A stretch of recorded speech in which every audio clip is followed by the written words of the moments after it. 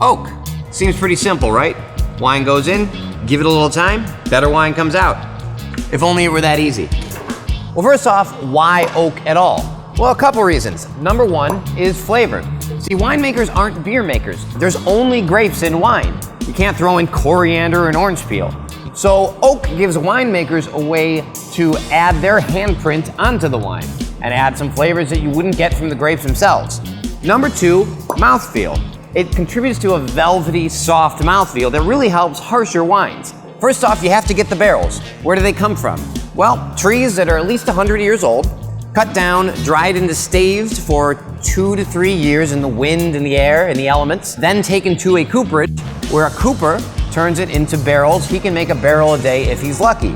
So we're 103 years and 1 day in, and we haven't even seen any wine yet.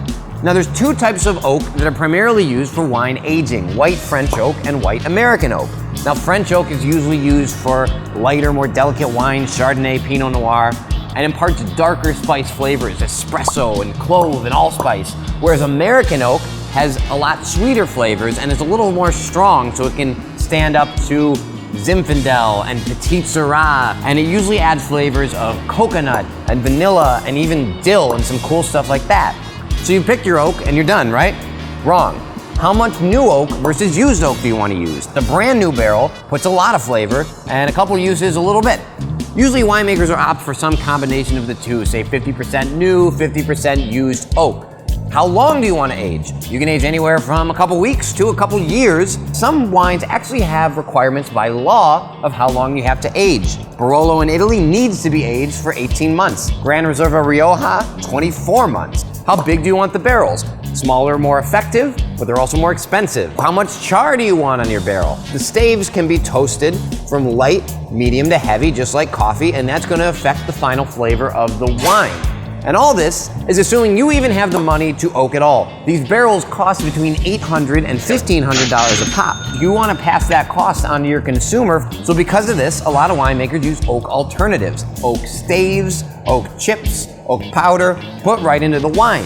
Now this isn't necessarily a bad thing. The barrels waste the whole outside of the barrel, and it's not necessarily eco-friendly to make these barrels, to transport them, and to store them. But the good news is the barrels we do make get a lot of use.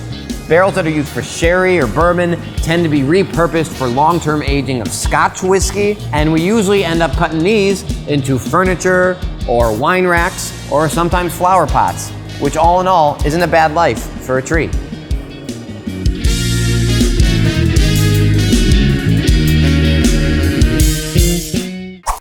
Get the wine, full episodes, and more at viasforvino.com.